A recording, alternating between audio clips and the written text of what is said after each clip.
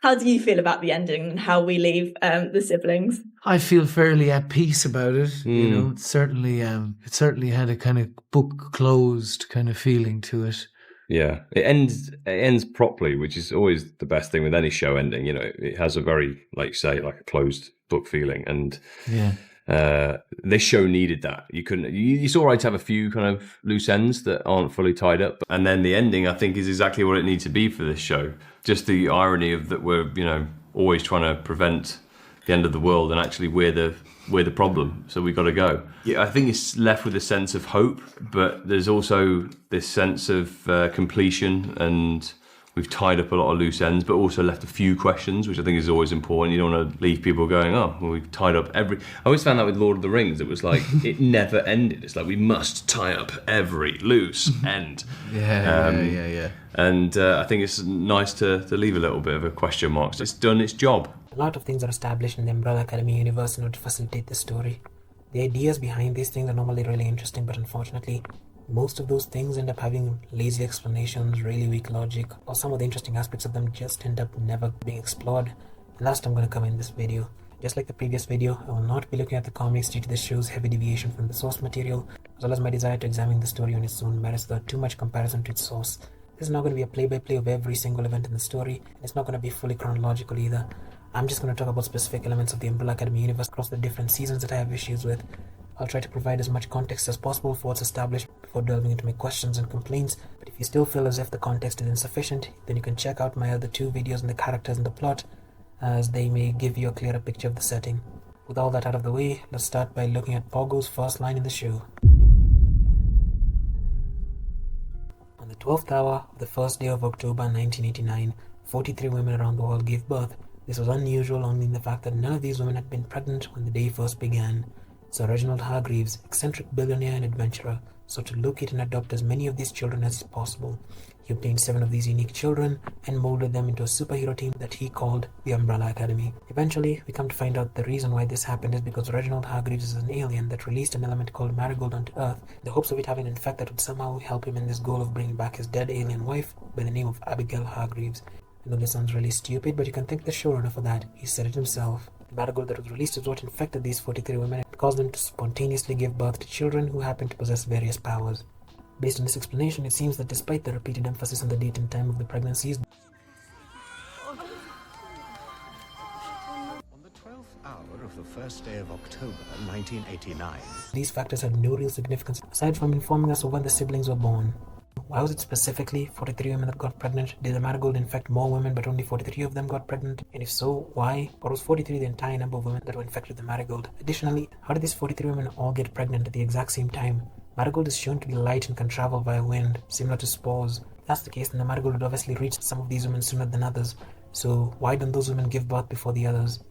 It's never explained, but the best explanation I could come up with is that for some reason, it's an all or nothing situation. All the Marigold that has been released has to infect all the women, and then once all the women are infected, all the Marigold across the world inside these women activates simultaneously and causes them to get pregnant. Hence the Marigold don't activate even if some of it reaches some women faster than others. Speaking of which, we're shown that the Marigold infected women all across the world, from Russia to America. If the Marigold was released in a specific area, wouldn't it be more likely that all the Marigold would be used up infecting the women of a specific region before it got a chance to spread to the rest of the world?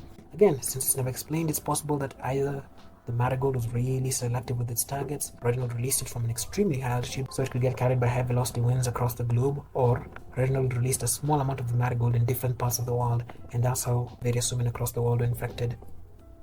When it comes to the pregnancies, why did all these women only give birth to one child and not more? Also, are any of these women genetically related to their children? And are any of the children genetically related to each other?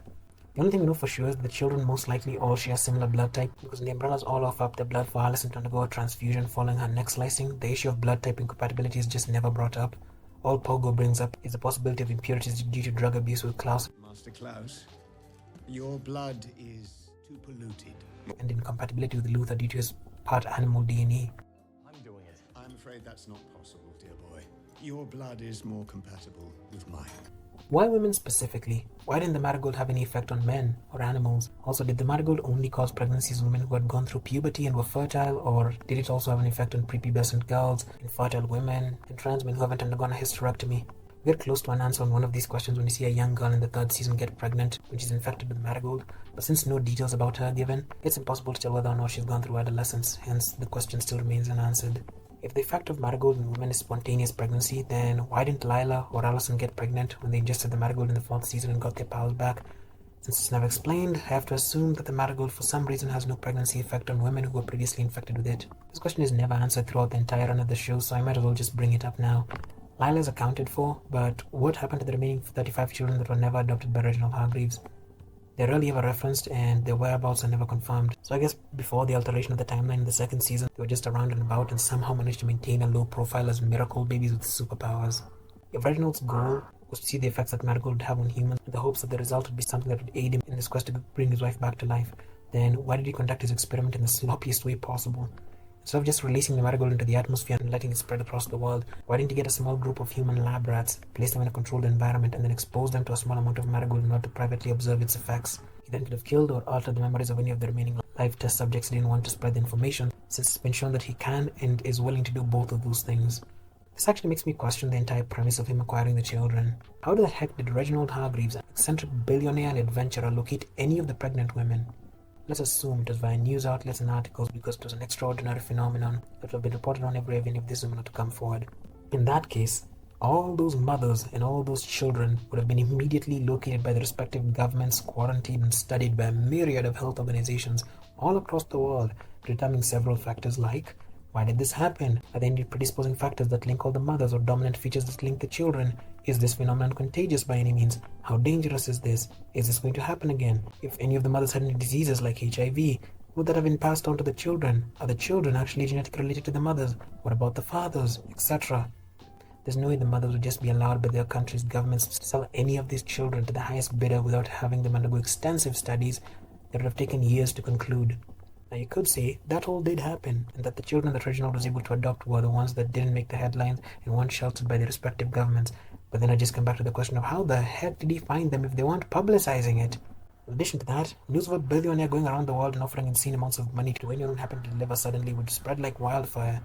And there would have been so many fraudsters willing to sell their kids for life-changing money. How did Reginald distinguish between the genuine Marigold births on that day and the fraudsters? Is it just due to luck that none of these kids were frauds, and he just so happened to select the kids with powers? It's possible he had some kind of Marigold detector as an alien, but that's never established, so who knows? Like I said in my last video, for the sake of not wanting to deal with the boatload of questions that would arise from this, I'm gonna really try to smother my disbelief and pretend the government in this universe to just allow a billionaire to commit child endangerment on numerous occasions by sending kids on dangerous missions just because they have superpowers. One more thing I'd like to talk about is the numbers of the Umbrella Academy. Reginald never gave the members of the Umbrella Academy names, but rather he assigned each of them a number to denote their position in the family based on something. What are the rankings based on? It's clearly not based on the most to least powerful, because rumor, object curving, and time travel and teleportation are all more powerful than super strength, yet they're all below number 1. It's clearly not based on loyalty to Reginald, because then the numbers would shift constantly and Diego wouldn't be number 2 considering he's one of the people that hates his father the most. It's clearly not based on mastery of the abilities, because if that were the case, Klaus would certainly not be higher than 5. It also doesn't seem to be arbitrary, as Luther does act as the leader of the family and is treated as such by his siblings, so the numbers do mean something. We just never know what exactly that something is. The 3rd season of the show deals with an alternate reality. In this alternate reality, on the 12th hour of the first day of October 1989, 16 women around the world gave birth, and none of them were pregnant when the day first began. Reginald Hargreaves, eccentric billionaire adventurer, sought to adopt as many of these children as he could, and he got 7 of them. He then turned them into a superhero team known as the Sparrow Academy. Most of the questions I had about the 43 women, like why just women and how did he find them, still apply in this case. But additionally, where the other 9 kids weren't adopted by this version of Reginald Hargreaves. Their whereabouts are also just never accounted for in this reality. The last thing I have to say about this is, in the original timeline, Reginald was trying to adopt as many kids as he could and wound up with 7 from a pool of 43. It's a bit convenient that in the new timeline, despite having a smaller pool of 16 kids to pick from, he still manages to end up with 7 kids. How do his odds get higher with a lower selection? You'd think he'd get less kids with less to choose from. The next thing I'd like to discuss is the powers of the members of the Umbrella Academy, and Lila, and one Sparrow. I already covered most of the questions I had pertaining to specific members of the Sparrow Academy in my plot video, so I'm not going to repeat those questions here. I'm mainly concerned with Lila and the Umbrellas. I'll start with Luther. When it's never explicitly stated, It's clear from his actions that Luther possesses 3 main abilities: super strength, the ability to jump long distances, and 9 vulnerability to some forms of artillery like bullets in RPGs. The exact limits of any of these abilities is never really clarified. It's also never clarified whether his 9 vulnerabilities is a result of him having a body that's part gorilla, or is just part of his standard Marigold power. So you can come up with your own headcanon on that, I guess. The main question I have regarding Luther is just how extensive is his gorilla transformation? When he offers himself up for blood transfusion after Allison's neck gets sliced, Pogo says that his blood wouldn't work before the transfusion, as it would likely be more similar to his than to Allison's. So that means his change isn't just physical, it's down to his DNA. So would he also need simian blood if he ever needed a transfusion, or would the blood need to be both simian and human somehow? Later on, we're shown that his bottom half is also simian in nature. So does that mean that his genitals are also gorilla-like? Would he produce normal kids, gorilla kids, or gorilla-human hybrids if he attempted to reproduce with a woman? Or would he be physically incapable of reproducing with anyone? Would he be able to reproduce with a gorilla? Did the gorilla transformation increase his super strength in any capacity, or was all the extra muscle mass that he gained just superficial and doesn't really add much to his overall strength? I'm aware that these are all seemingly really weird and specific questions, but they're the questions that you invite when you present animal hybrids in your story. Also, what's the point of the fans if not to speculate on trivial details like this? Next person we'll check out is Diego. When reading Vanya's book about the Umbrella Academy, Chacha states that Diego has the ability to carve anything he throws. The idiot in the mask can curve anything he throws, usually knives. Based on how this ability is portrayed, I think it would be more accurate to say that he can make anything he throws, which is mainly knives, hit whatever target he wants, regardless of whether he's blindfolded or whether the trajectory of his throw defies the laws of physics. You know, he also has the ability to hold his breath for extended periods in the comics, and that was almost included in the Phantom season. Everyone starts getting new powers, and Diego, in the Cars ride, in that trip, discovers that he can hold his breath longer than everyone else's. So that whole bit was cut out of that whole sequence. But since that detail was never actually added to the show, I'm only going to consider the carving ability. The questions I have about this are, what are the limits of what he can throw? Like, can he toss a 20-kilogram rock or a small piece of paper on a windy day and still make them hit their targets? Or does he have a maximum and minimum threshold of the weight of the objects he can throw? Also, what exactly is happening to what he's throwing? Is he actively making the object curve while it's in midair, or does he preemptively know where he wants the object to go, and the object just goes there by conforming to his thoughts regardless of how he throws it? Lastly, does his power have a distance limit, or can he basically throw a knife from 5 miles away and still have it hit whatever target he wants? We'll never know, so we'll move on to Allison. Allison's the third of the Umbrella Academy siblings, whatever that means. She has the ability to make anyone do anything she wants them to do, initially by saying the words, "I had a rumor," followed by whatever she wants her victim to do. Later on, due to a bunch of nonsense which is not worth explaining, this ability does evolve and she's able to use it directly without having to say, "I had a rumor" first. She also develops super strength, electricity fluctuation, and psychokinesis for some reason. I'm not going to cover the later powers that she develops because, quite frankly, her acquisition of them makes no sense whatsoever. I'm only going to ask questions relating to her rumor abilities, starting with, how powerful is Allison? Like, if she told someone, "I had a rumor that you couldn't be rumored," could she still rumor them afterwards, or would that person not be immune to her power? Does she have the ability to rumor animals and aliens, or does her ability only work on people who can understand her? Speaking of which, can she rumor someone who doesn't speak English? We almost get an answer to this when she's able to rumor one of the Swedes, but the Swedes are able to understand the Commission's instructions, so they can definitely understand English, they just can't speak it. Can Allison rumor ghosts, or does the person have to be alive for the power to work?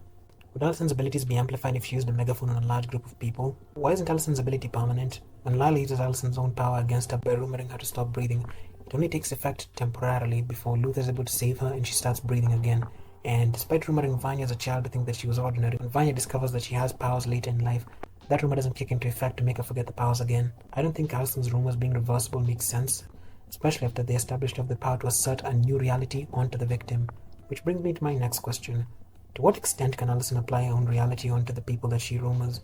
In the beginning of Season 2, we see her rumoring 3 soldiers to make their heads explode by saying, I heard a rumor that I blew your minds.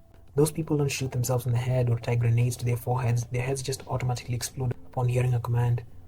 That implies that Allison has the ability to just manipulate reality so that something impossible can happen.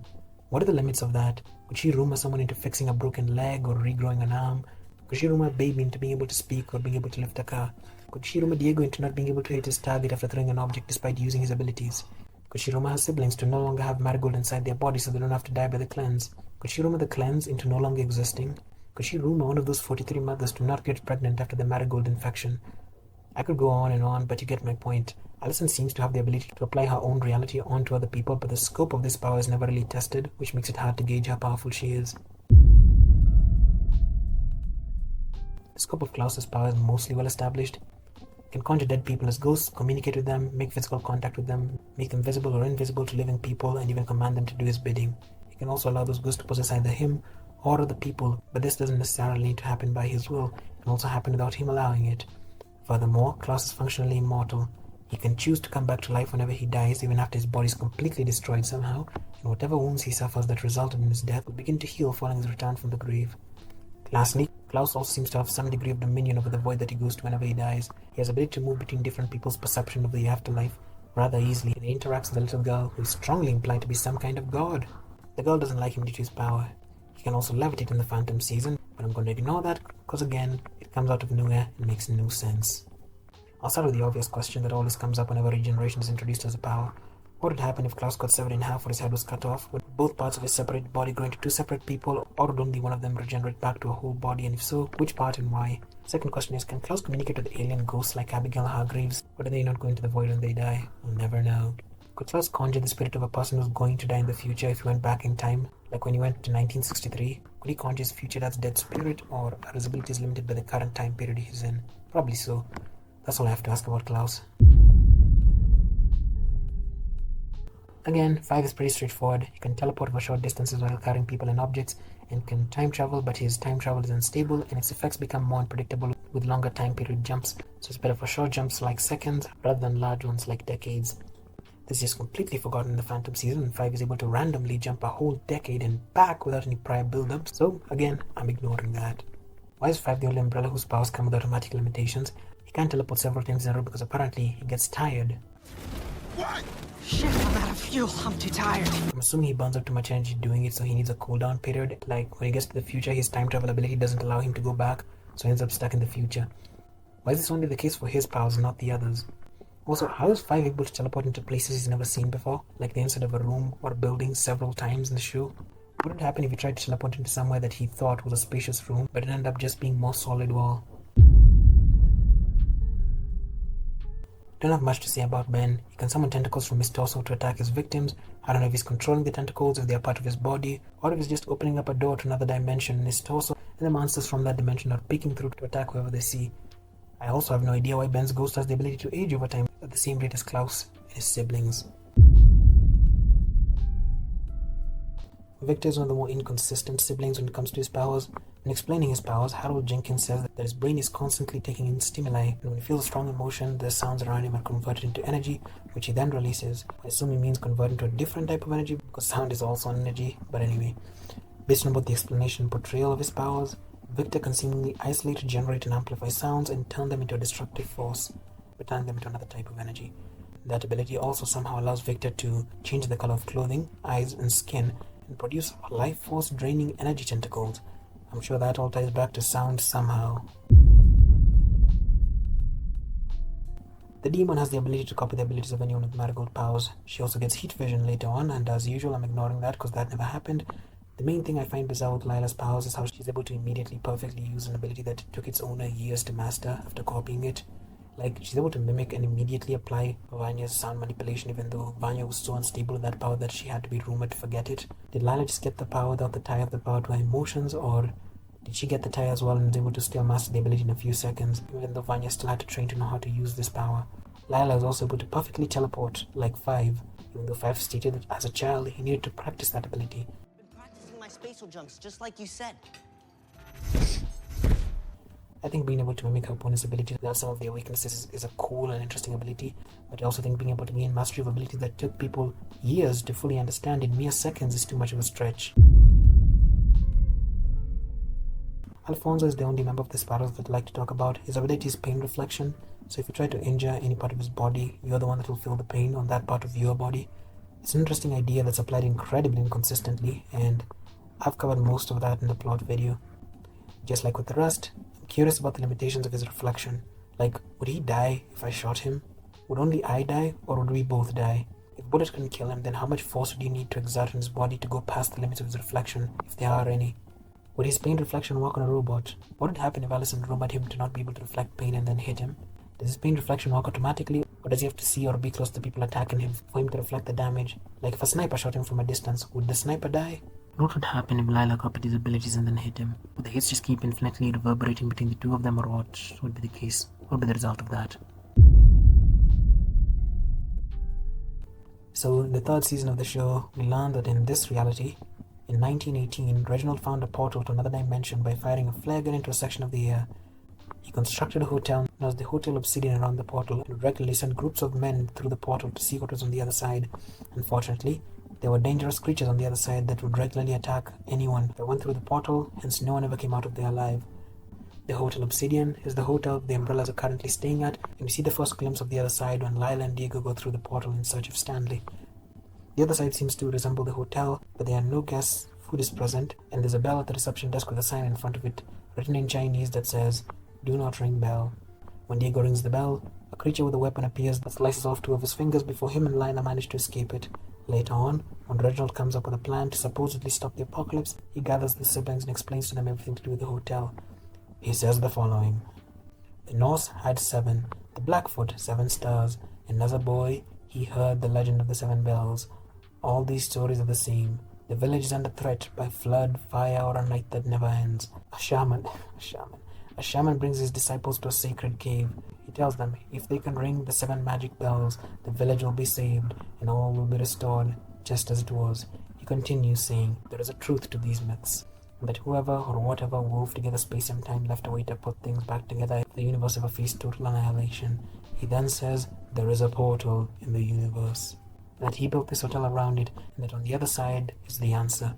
He finalizes by saying that there is a guardian, which is a force to be reckoned with, protecting the portal." This show's gonna kill me. Why did Reginald gravitate towards these myths in particular? Was he looking for the portal from the start, and the myths were similar to the stories that he'd heard about the portal in the past? Or is it the myths that led him to the idea that there might be a portal? If it's the latter, then again, why did he choose to look into these myths in particular and not every other myth on Earth? Maybe he did look into them, and that was never shown, like everything else in this bloody series. Whoever or whatever wove together space and time left a way to put things back together if the universe ever faced total annihilation. Whoever or whatever wove together space and time. Why wouldn't they just stay around to fix the universe instead of leaving behind the machine to do it? Are they gone? Where is this thing or pass on? If they're going to leave behind a machine, why not make it automatic? The fact that a universe resetting machine requires someone to reach it first and allows them to reshape the universe however they want seems like a design flaw that someone who wove together space and time should have taken into account. Unless they did it on purpose, and if so, why? If the Wover cares enough about the universe to leave behind a machine that can fix it if it's ever destroyed, then why would they publicize the location of the machine to a specific group of people? The obvious answer is that the Wover wouldn't want people to use it for nefarious reasons, which brings me to my next question. Why would the Wover make the machine such that anyone can reshape the universe in their own image? If the purpose of the machine was to fix the universe, why didn't the Wover just make a machine that resets the universe to be exactly the same before, but with the universe-ending entities like the Kugelblitz removed? How the heck was the portal found? If the myths have some basis in reality, then it means previous civilizations are able to access the portal somehow and propagate the stories of its power via the myths. The portal is in the air, and Reginald makes it visible with the flare gun. If this thing is that easy to access, I feel like entire cultures would have been built around this thing, and the whole world would have known about this by now. The fact the myths say their villages were saved after accessing the portal means that those societies must have been able to get past the Guardians several times. So, do the Guardians regenerate after every single universal reset? Do they reset, or do they get strong after every reset? Also, did these people have Marigold? Because that's the only way to activate the miracle machine. It's to power it with Marigold. Reginald says so himself. Apparently that's the fuel. The particles inside their bodies are the only things that fuel the machine. Shouldn't there be a portal in every planet with sentient life that goes to the miracle machine? The fact that Reginald is an alien means that there's sentient life out there in the universe. If that's the case, why is the reshaping of the entire universe left in the hands of human beings, a civilization that's clearly way less advanced than wherever Reginald comes from? Wouldn't it be unfair to have a machine with this much power to only be accessible to humans? Reginald says there is a portal in the universe, implying that he's only found one or he only knows of one. Why the heck would Reginald build a hotel, of all things, around a portal to another universe with a miracle machine? Why not a personal house? At least that's something that he can control. What is he planning to do if some hotel gets rented out that room, went through that door, beat the Guardian somehow, and reshaped the universe? If he's gonna build a hotel, why the heck is the room with the portal rentable and not a private office that only he can access? Fast forwarding a bit, Reginald eventually manages to get the siblings through the portal and into the position that they need to be in for his plan to be enacted. Afterwards, the hotel then begins to transform into some kind of machine, and Reginald goes to a computer-looking machine and begins to do some weird calculations on the computer thing. Allison said that this wasn't part of the deal, and he's hurting the siblings. Reginald says that he can't stop now because it would shut down the machine, and he explains that the hotel was a facade and that they're stuck inside a machine in another dimension, and that whoever created the universe built this place. He says that the particles inside their bodies are the only thing that fuel the machine. Five then tells Allison that Reginald killed Klaus and Luther, and that he won't stop until they're all dead. So Allison tells him to stop. He says it's almost done, and once he is, they'll both get what they came here for. She then tells him that she's killing them, to which he says that everything in life has a price. She tries to rumor him to stop, but it doesn't work, so she grabs the axe left behind by the dead samurai monster and slices his skull, and we see green blood come out of his skull. Allison sees a red button on the computer screen, so she presses it. Why? Why? The show will kill me. We'll start by talking about the so-called Guardians. The existence of the Guardians implies that either the Wover created them as a defense mechanism to prevent people from abusing the machine, or the machine itself came up with them as a defense mechanism for the same purpose. Why would the Wover leave behind a machine that they knew has the power to be used nefariously instead of just making it automatic?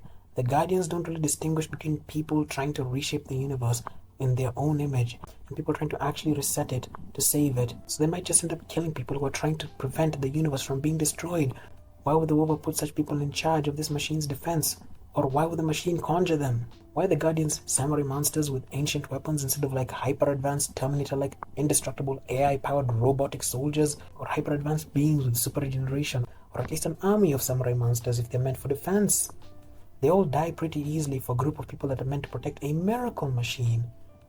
Why are they wearing samurai suits? Why are they using ancient weapons? And why are they made of cockroaches?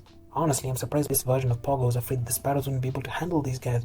From the way they're built, I'm pretty sure that a normal group of human soldiers with some high artillery firepower could take them down with ease. Why does the machine take the shape of the Obsidian Hotel instead of anything else, like a confusing maze if it's supposed to be hidden? And why does a bell have to be rung to summon the Guardians? Why don't they just come out automatically when someone enters the portal if they're meant to protect the miracle machine? In addition, why was there food in the hotel? And why are there instructions to not ring the bell written in a different language? How is Marigold, an element that was created by Abigail Hargreaves many years ago, the fuel source for a machine that was created before she even came into existence? Why does the machine need energy or manual input? If the machine just needs Marigold inside their bodies to function, then why are the siblings dying when the Marigold is being removed from them? Harlan had his Marigold removed twice, and neither time did look like he was about to die of dehydration. What role does the Commission play in all of this? How did the people who maintain the timeline not know of the existence of a universe-resetting machine? How is it not under their control? If the Wover wants the universe to be fixable if it's ever destroyed, wouldn't the Commission be one of the best places to house a machine that can do that? These questions are never going to be answered, so instead of dwelling on them, we'll move on to the Phantom Season's problems. After the siblings learn about the specifics of the Jennifer incident, Abigail Hargreaves explains to them her history with that and the coming apocalypse. She explains that years ago she synthesized a new element called Marigold, and at the same time, unbeknownst to her, a second particle was created called Durango. When these two elements interact, they cause a physical unstoppable reaction which leads to the extinction of everything we know, aka the cleanse. By the time she realized what was happening, it was too late for her in Reginald's world. She says that Jennifer currently has Durango inside her, so none of the siblings should come into contact with her, otherwise they'll end the world via the cleanse. This is almost as bad as the Commission. Why was he trying to make an element? What was the purpose of this? Why did the second particle get created at the same time that the first one was being created, and why did that particle manifest in a separate location than the first, instead of within the same general vicinity? Why are they called Marigold and Durango? One is the name of a flower from Earth, and the other is a town in Colorado. How the heck did aliens come up with English names for these elements? Also, how convenient that the name that Harlan came up with to describe what's inside him I called it Marigold. Like the flower? just so happens to be the exact name of the element. Years ago, I synthesized a new element. The particle we know is Marigold. Why do the elements cause an unstoppable reaction when they interact? Also, it's clearly stoppable, otherwise it would have been spreading throughout all of space. It does stop after consuming the entire world. Why does Marigold give people superpowers and pregnancies, but Durango just lays dormant in someone until his counterpart arrives? Reginald says that Jennifer is more powerful than all the siblings put together. Her name is Jennifer. She's nothing like you. She has more power than all of you put together. Why? Is Durango more powerful than Marigold, and if so, why? Jennifer doesn't have any powers. The Durango inside is just dormant until the cleanse is initiated, and after that, both her and Ben are equally attracted to one another. Why would he say she's more powerful than them when that's clearly untrue? Why does Jennifer pop out of a squid in 2006 talking about the cleanse? Is that when she came into existence? Was she trapped in there? Who knows?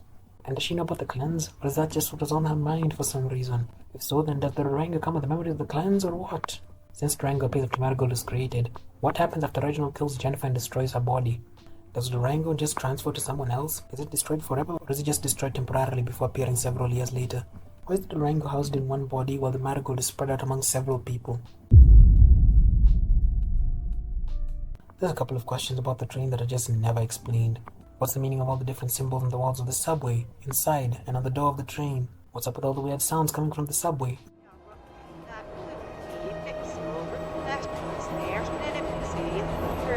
And what's up with all the weird sounds coming from inside the speaker system of the train?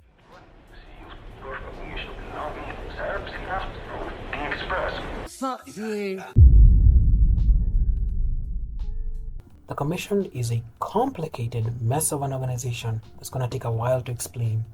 So I'll start immediately. According to the handler, one of the members of the Commission is an organization tasked with the preservation of the time continuum through manipulations and removals. As she explains it, sometimes people make choices that alter time. When that happens, we dispatch one of our agents to eliminate the threat. When 5 questions the handler on the occurrence of the apocalypse and its possible prevention, the handler states that all of this, it was supposed to happen. The end of everything? Not everything, just the end of something. Now, stick with me here, because the insanity of this next segment almost killed me. When the handler takes 5 back to the Commission, she explains to him how the organization works. Kill me. The Commission works in support of a delicate balance between the timeline of events and mankind's free will. I assume what that means is that generally, they don't interfere with human lives unless a human does something that results in the alteration of a major event, like they'll interfere if Lee Harvey Oswald fails to assassinate JFK, for example, but otherwise they're hands off.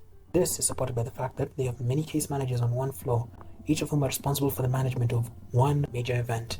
The handler explains that when someone chooses the wrong path and the timeline is changed, the Commission gets a report from field agents on the ground.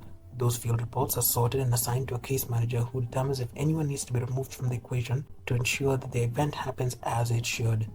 Based on that determination, the case manager sends out instructions by pneumatic tubes to temporal assassins like 5. Any queries so far? Yes, I have several. First of all, what exactly classifies as a major event in the eyes of the Commission? Like, how large of an impact is required for a particular event to be deemed major, to the extent that the Commission has to interfere if that event fails to occur? Obviously, you have things like presidential assassinations and apocalypses which can alter the course of an entire country, or even the world. But what about something like the election of a mayor in a small city, or the arrest of a serial killer who killed 7 people, or the prosecution of a local police officer who had been involved in covering up several crimes in a town? What exactly is the scale that's used to measure the impact of a particular event? Because even a small event like, let's say, a random Austrian failing to get into art school could lead to really big events several years later. And who determines what that scale is? How exactly can you map out the exact series of events and thought process that lead to people making the decisions that lead to the occurrence of what the Commission deems to be a major event, and then subsequently conclude that those are the specific things that need to happen to cause that event? You need to be constantly monitoring the actions and thoughts of all the people involved in those decisions from the point of birth to come up with that map. Additionally, how the heck is just one person responsible for dealing with each major event? The handler shows 5 the case manager, Dot, who's apparently responsible for dealing with all apocalypses. Dot is responsible for all apocalypse matters. All apocalypses? How does that even work? The extinction of the dinosaurs can be counted as an apocalypse, the Ice Age can be counted as an apocalypse. Both those events eventually allowed certain mammals to come into existence, thrive, and eventually develop into humans. Hiroshima and Nagasaki can be counted as small-scale apocalypses in comparison to the former examples. How the heck does she ensure all these events take place? There's probably a billion different things that had to happen in space for that asteroid to hit Earth. What if they all deviated? You tell me if the Commission would be sending soldiers to space to realign all the celestial objects in the exact manner so as to ensure that happens? What about the invention of the atomic bomb? It's not just one thing that led to that. It's a million small things, some of which probably came down to luck or just being in the right place at the right time. I know this. I watched Oppenheimer. My point with all these questions is to show that it would be damn near impossible to come up with a scale suitable enough to classify something as a major event, not just because of unpredictable factors like the butterfly effect, but also because you need to be able to monitor the actions and thoughts of every single person involved in the decision-making process, and the manpower required for that would be in the millions. Which leads to my next question. What the heck does the handler mean when she says, whenever someone chooses the wrong path and the timeline is changed, the commission gets a report from field agents on the ground? I assume when she says the wrong path, she means whatever path that will lead to the failure of the occurrence of a major event, which we've already established would be impossible to determine, foregoing that for a moment. Why does the handler and the commission at large need these major events to occur to the extent that they classify the choices made by individual people that don't lead to those major events as the wrong path? Why have they determined that the proper timeline is the one where all these major events occur, not the one where humans are allowed to have 100% free will regardless of the outcome? How does the commission determine which deviations are big enough to alter a major event? And consequently, what happens if sending temporal assassins like 5 leads to the alteration of another major event? How does the commission handle that? Also, the existence of a right path would mean that certain events in the future, specifically major events, are predetermined and need to happen for some reason. If that's the case, then that would just eliminate the existence of free will as a concept, because you can't ensure something like the Holocaust takes place without ensuring all the people that caused it make specific choices. And you can't do that without ensuring the people around those people make the specific choices that lead to those initial people making the choices that eventually lead to them causing the Holocaust, and so on and so forth, until you end up just controlling and monitoring the lives of everyone or nothing, not to ensure those major events happen. Which would mean that the entire principle by which the commission was founded is absolute garbage, since it would be impossible to have a balance between free will and the timeline of events required to ensure the occurrence of major events. So that was my second question. Question 3. The handler says that whenever someone chooses the wrong path, the commission gets a report from field agents on the ground. Field reports are sorted and assigned to a case manager. who the heck are these field agents? Do you just have random people stationed in every major event location waiting for it to occur? Or do the field agents just jump around from year to year like swapping shifts? How the heck are the field agents able to monitor all the people involved in making the decisions that ultimately lead to a major event? They would need to have millions of field agents for that, possibly billions. How are they distributed? Is it by decades? Like, is there one group for the 50s, another for the 60s, and is the distribution uniform, or is it dependent on the scale of the major event? Which I remind you would be incalculable without the removal of free will. How many people are required to ensure that Franz Ferdinand gets killed in comparison to how many are required to ensure the last 4 seasons of Game of Thrones deteriorate in quality? How do they do it? Do the field agents just stay around watching the JFK assassination until it happens, and then once that happens, they just leave? Or do they stay to ensure the subsequent major events of that year or decade or century happen? Who the heck are the field agents or any of these people at the commission? When he was talking to Luther about his past, Five said that he wasn't the only one of his kind to be recruited. I wasn't the only one. There are others like me. Beings out of time, fractured, extracted from the lives that they knew. They don't know how they got there. Are they also people extracted from different apocalypses? They're obviously recruits, but from where? Who are these people? What are the criteria that the commission uses when choosing people to recruit? Where do they go to find people willing to ensure things like apocalypses, assassinations, and the Holocaust happen for the sake of preserving the timeline? And how do they justify that preservation? What does preservation even mean to them? Will the timeline explode if the major events don't happen, or what? What determines whether someone will be a case manager instead of a field agent? What happens if someone wants to quit their job? Hazel was able to do that, but it made no sense. Check out the plot video for more on that. The handler promises Five a return to a timeline of his choosing and pension in exchange for 5 years of service at the commission. Assuming all the other people at the commission got a similar deal, what happens if someone chooses to go to a point in time that will lead to the alteration of a major event for their retirement? Is any of that discussed before they accept a job at the commission? How the heck does the commission have the manpower to monitor the near infinite series of events that need to happen for a major event to occur? Why is the commission using human beings with free will, who can make errors, get bored, get injured easily, refuse to follow orders, take breaks, and who they have to pay and feed, instead of just using robots to handle all the temporal monitoring and groundwork, which would be much more effective?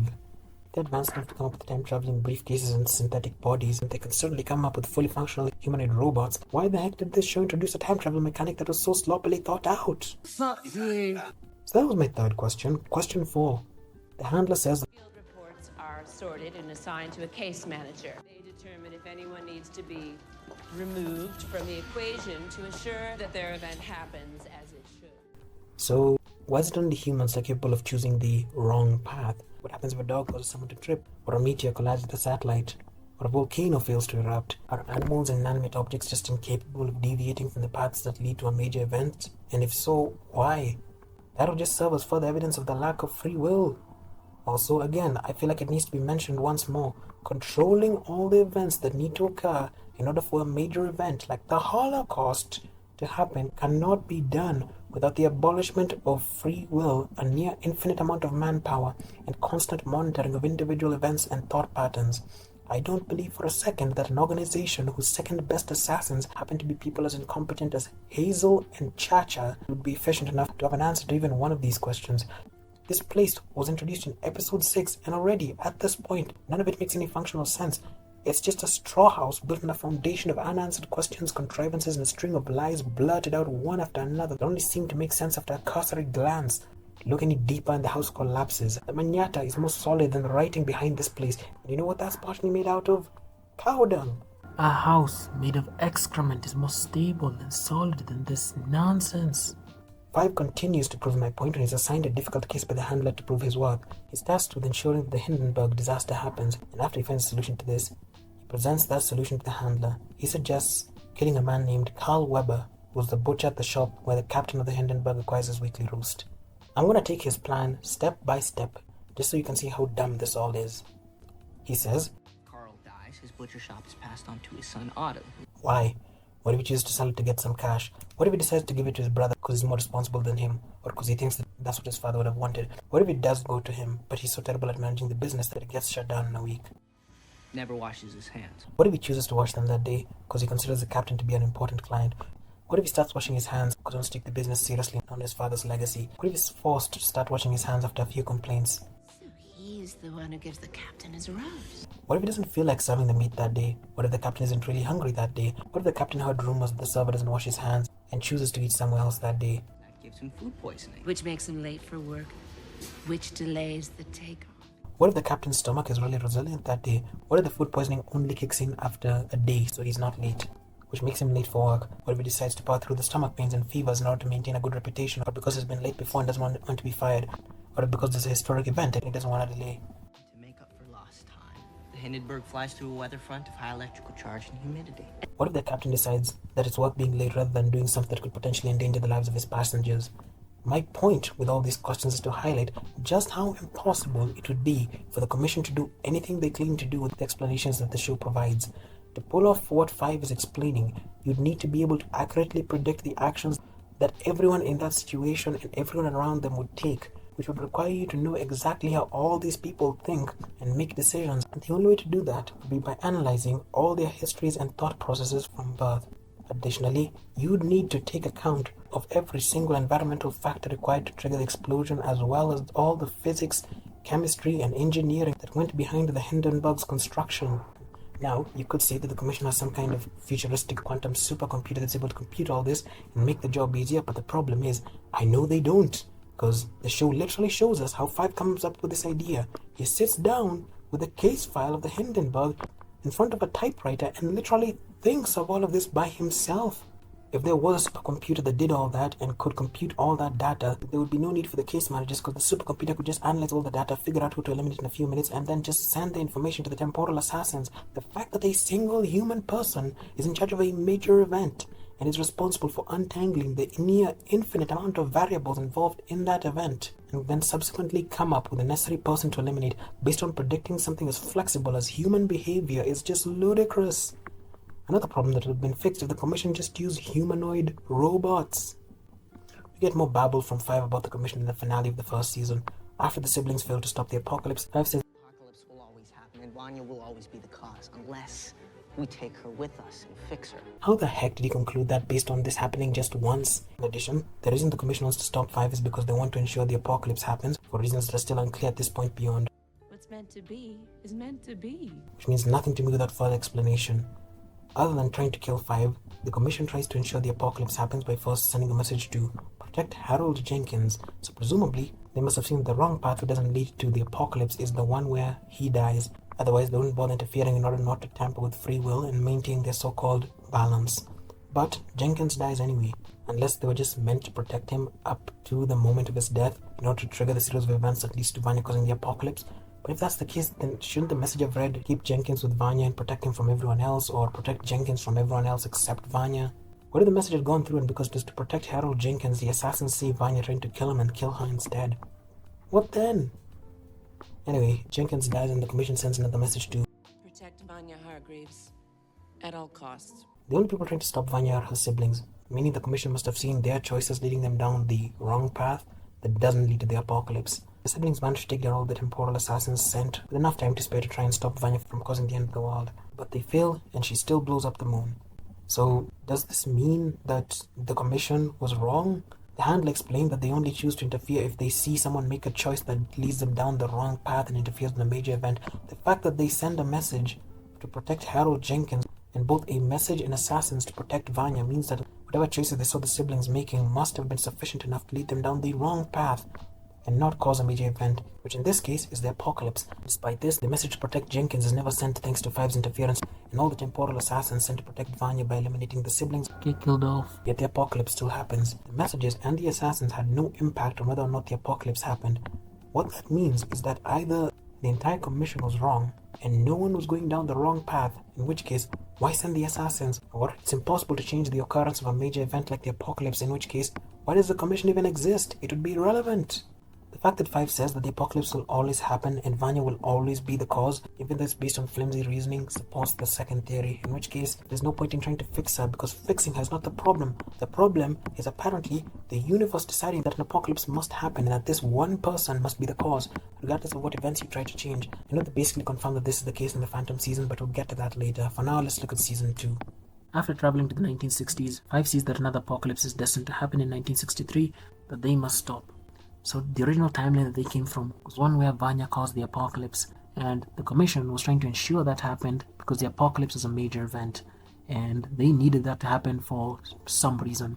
The apocalypse does end up happening, but the siblings escape and travel to the 1960s, where Five sees that the apocalypse apparently followed them there, and the world will be destroyed in 1963 by nukes this time. Shouldn't the commission be trying to stop the occurrence of that apocalypse, since the original timeline the siblings came from was one where no apocalypse happened in 1963? And one apocalypse happened in 2019, and the fact that a new apocalypse happens in 1963 instead of 2019 means the siblings create a new timeline where all the major events that were supposed to happen after 1963 don't happen anymore. Now you could say that the commission is acting on this by sending the Swedes to eliminate Five, but the issue is they're not. Vanya is the one who ends up causing the 1963 apocalypse, so if the commission actually wanted to stop that apocalypse, they'd be focusing on removing her from the 1960s. Instead, the commission is focused on killing Five purely for his actions in the previous season. Despite maintenance of the timeline being their bottom line, they make no attempts to kill any of the umbrellas besides Five the second any of them land in the 1960s to prevent them from interfering with the timeline. All they care about is getting revenge on Five. I know this makes the commission seem even more incompetent and confusing, but wait, there's more! At one point, the handler offers Five a deal. She tells Five to kill the board of directors of the commission in exchange for getting a briefcase that will transport him and his family back to 2019 with no apocalypse. Once they leave, the apocalypse in 1963 won't happen either. As for the whole "the apocalypse has to happen" thing she mentioned last season, she says that she was just towing the company line back then, but once she's in charge, she can change this. So, are all the major events just pointless?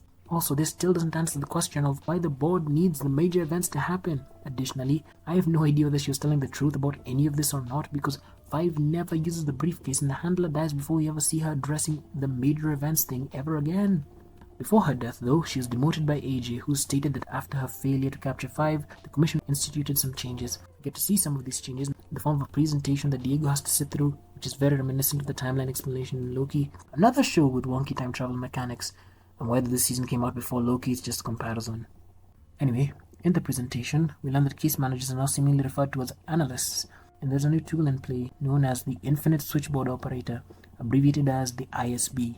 ISB seems to almost function like the supercomputer that I referenced the commission would need earlier. It's a machine that enables the commission to monitor the timeline for any changes. Unfortunately, it still doesn't solve the problem I mentioned. It works via screens with a couple of people monitoring it. The entire timeline is somehow being monitored by a small group of people, even though that task would take a legion of individuals. Even if they're only monitoring deviations from major events, that would still take a ton of people. Additionally, in this case, the analysts still have to carry out a bunch of impossible calculations to determine who they need to eliminate in order to ensure a major event happens. Lastly, Like I said before, if the ISB can determine who to eliminate automatically this time, then there would be no need for the analysts or the case managers, because you could just cut out the middleman and have the ISB relay that information directly to the temporal assassins. A lot of the Commission's logic could really be fixed if they just had hyper-advanced androids like Grace working for them instead of humans, or an infinite amount of resources.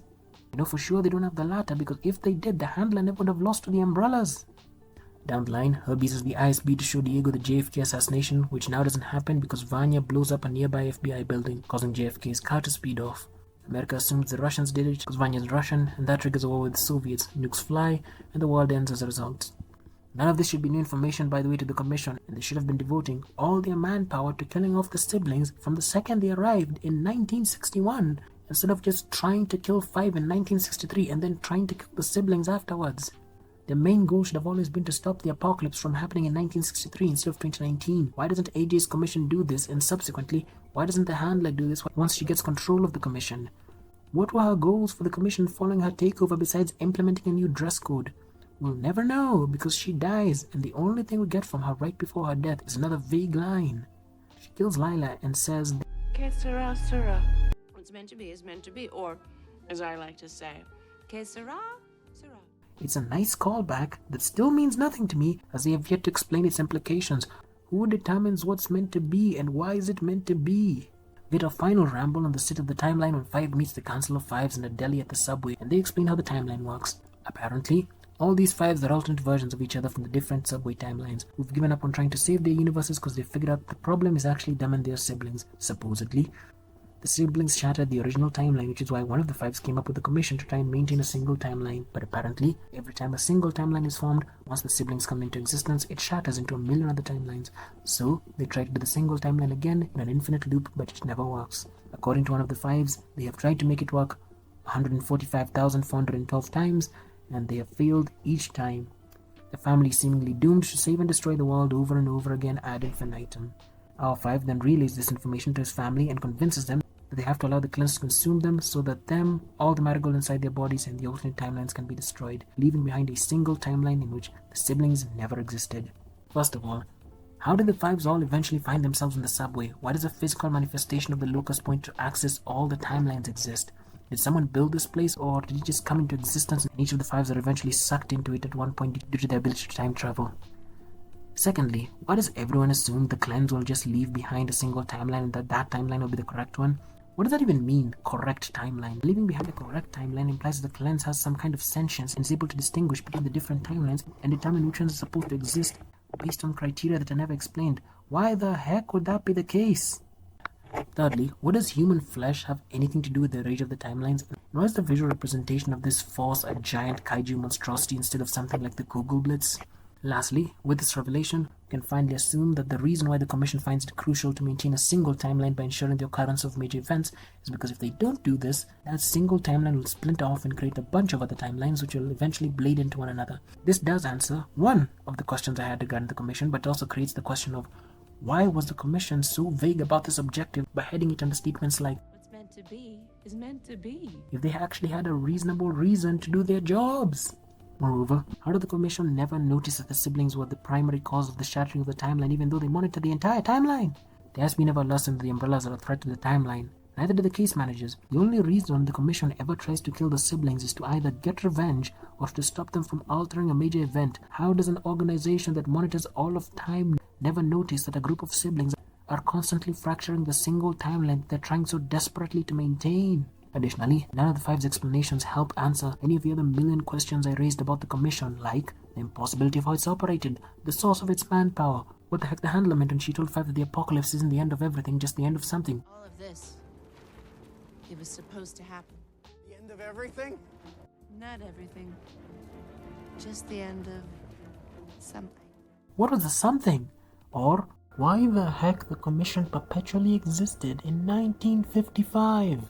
Was there purpose to that, or did they just really want the aesthetic and that was the end of the thought process? I don't know, and that's my core problem with the world building in this show.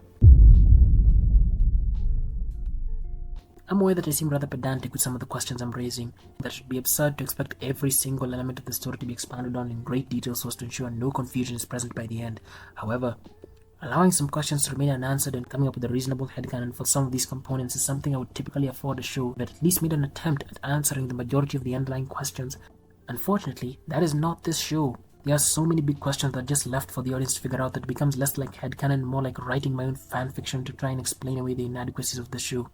The Commission, Marigold and Durango, the powers, and the Miracle Machine, these aren't just minor things that are briefly introduced and discarded. They are major forces in this universe through which massive story beats are able to take place. Despite that, most of the questions I have regarding all these entities are left for me to figure out on my own, and that's just insane to me. Like I said before, I have a certain degree of charitability when it comes to the mysteries that a show establishes. I think everyone does. And as long as the show I'm watching makes a decent, logical attempt at answering the majority of the hundreds of questions it has raised, I can be forgiving enough to headcanon some of the lingering questions that might still remain unanswered by the end. This show has not earned a shred of that charitability, so instead, I thought I'd make this video to show just how much is left unresolved regarding some of the elements that have been set up by the end of this show. Those are all the things I want to talk about for this video. I know there's probably some other questions that could be raised about these elements, but those are all the problems I had that I wanted to address. If there's a question you had about a particular aspect of the show that you thought ought to have been present in this video, you can check out my other 2 videos on the plot and the characters. There's a chance you'll probably see that issue brought up there. I tried my best to separate the 3 components, but there is some crossover here and there for one reason or another. Thanks for watching the video. Please like and subscribe if you want to help out my channel, and well, bye.